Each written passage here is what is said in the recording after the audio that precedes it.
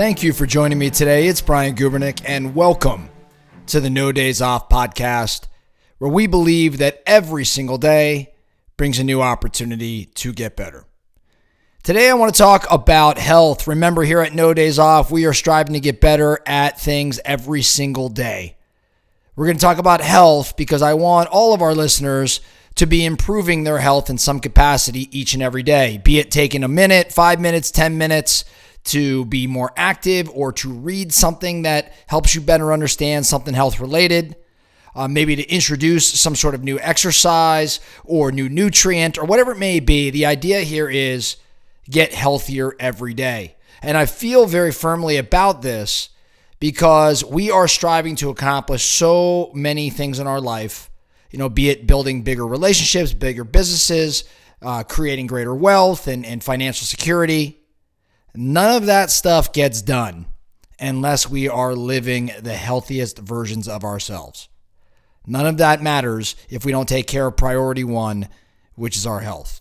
Okay, so we're going to dive into health, and I want to reference something that Dr. Andrew Huberman posted recently. Dr. Huberman, very well known, Stanford professor and doc, that you can listen to his podcast. It's amazing. He posted something on his social media the other day, and I wanted to run through it almost as a reminder for the No Days Off Nation around these things that Dr. Huberman calls his 9 pillars of mental and physical health. It's a reminder because we've talked about virtually all of these pillars in different episodes. So today should just be a refresher, and we'll dive a little deeper on a couple of these areas.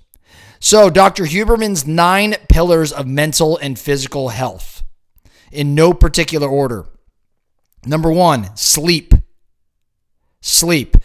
I bet that if you asked him to rank these things, sleep would be right at the top. All of them are important, but we all know the value of sleep, which is great. The studies will show you right now that year over year, comparing, say, 23 to 24, 22 to 23, and 21 to 22, there's actually been an increase in the number of minutes that individuals are sleeping. It's more prevalent in younger generations than it is older. In other words, the younger generations are buying into this concept that sleep matters more so than their parents, but their parents are still getting it. So we're seeing improvement in terms of number of minutes slept, as well as time that individuals are going to bed. Bottom line is sleep is a critical pillar of mental and physical health. I don't know if we have to look at all that much research. You can go to bed early and sleep 8 hours. You can go to bed later and sleep 5.5, 6 hours.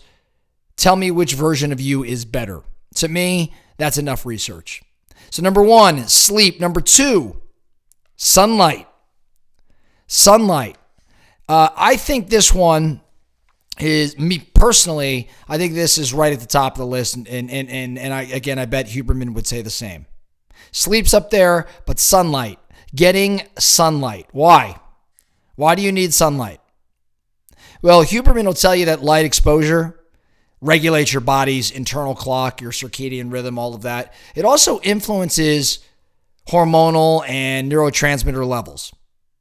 So natural light, especially exposure to sunlight, promotes optimal health and performance. So I'm here in Arizona. We have a bit more sunlight than most. But even right now, right, we're here we are in the dead of winter still.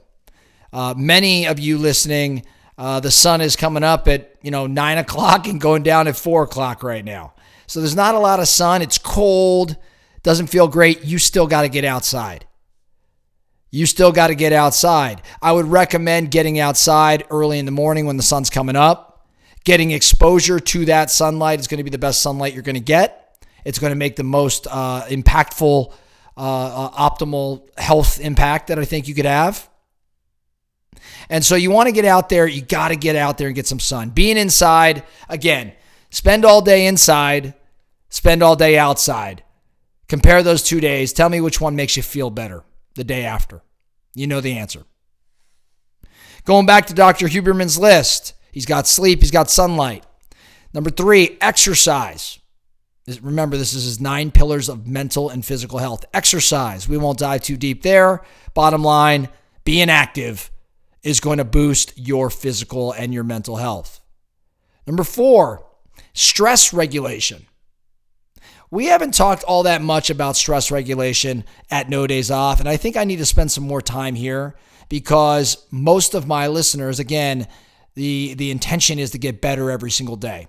There comes with that a degree of stress, which is not necessarily unhealthy, but the desire to get better every day, the drivers that are getting after something like that, odds are you've got to manage your stress a bit more purposefully as well.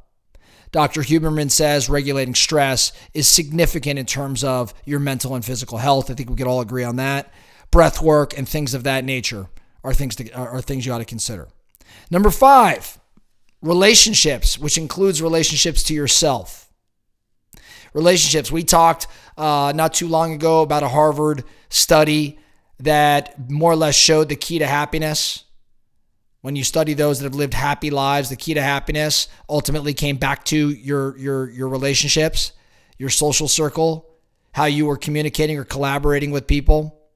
Relationships are critical. Number 6, nutrients. I think this is pretty broad in terms of its definition. I think nutrients probably incorporates hydration. If it doesn't, I would add hydration to this list. But I think nutrients, meaning the food you're consuming, as well as additional supplements, the quantity, the quality, the timing, and I'm going to throw hydration under this one. This falls under Dr. Huberman's 9 pillars of mental and physical health. Number 7, oral health and gut microbiome. Oral health and gut microbiome. I am not an expert in any of these, but I'm especially not an expert in oral health and gut microbiome. But I do have some new experience specifically with gut. As I went through some tests a few months back, and I've been on a protocol, we're going to be talking about it in the future, about GI and improving your GI and how it impacts, how gut microbiome impacts your overall health. Oral health as well. Number 8, spiritual grounding. Spiritual grounding. So spirituality, 9 pillars of mental and physical health. He's not going to guide you to go, to do anything specific with your spirituality other than be seeking. Some of us have a closer relationship, say, to religion or or God. Others, those are not topics that are important to you. But that doesn't mean that there isn't a degree of spirituality or a definition of spirituality that doesn't work. So in terms of pillars of mental and physical health, spirituality, spiritual grounding is right there. Then number 9, in the 9 pillars of mental and physical health, according to Dr. Huberman, purpose/mission. So really your purpose, why you do what you do, your mission, what you're aiming to accomplish, your vision, where are you going? Right? These things, having a purpose, having clarity around what gets you out of bed and why you do what you do, falls on these 9 pillars of mental and physical health. So the idea here today in sharing this, as I run through this list, and I'm going to run through it one more time real quick: sleep, sunlight, exercise, stress regulation, relationships, nutrients, oral/GI or gut microbiome, spirituality, and lastly, purpose/mission.